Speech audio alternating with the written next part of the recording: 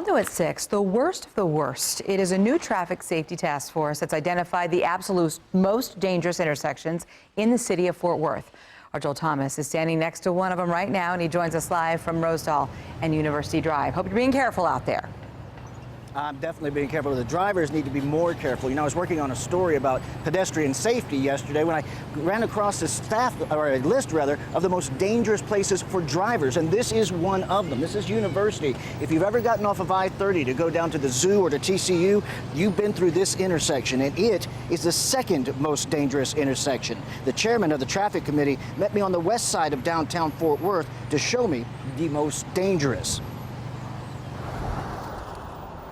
So we're standing here at the intersection of West Weatherford and 199 or Henderson Street. I would say like an accident once a week at the same spot.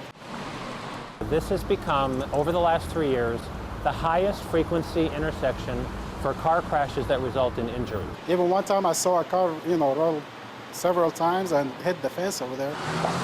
In the past few years, first responders treated injuries in more than 24 crashes here, sometimes one right after another. While the police was clearing one accident, maybe after 20-30 minutes, another accident happened at the same spot. The Traffic Safety Task Force looked for the most dangerous places so they can try to make them safer.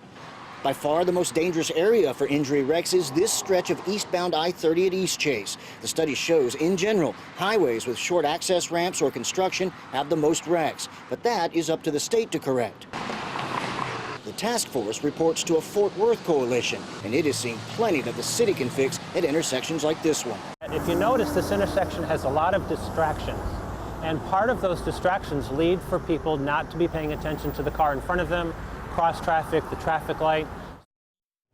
And you can see some of those same sort of distractions here. There's a lot of signage. There's several stoplights, one right after the other, like trying to turn on to I-30. These are the types of things that the safety committee is going to look at and suggest new things that the city can do to make these intersections safer. In the meantime, they warn drivers, just be aware of these intersections and take your time getting through them. Reporting live, Joel Thomas, CBS 11 News.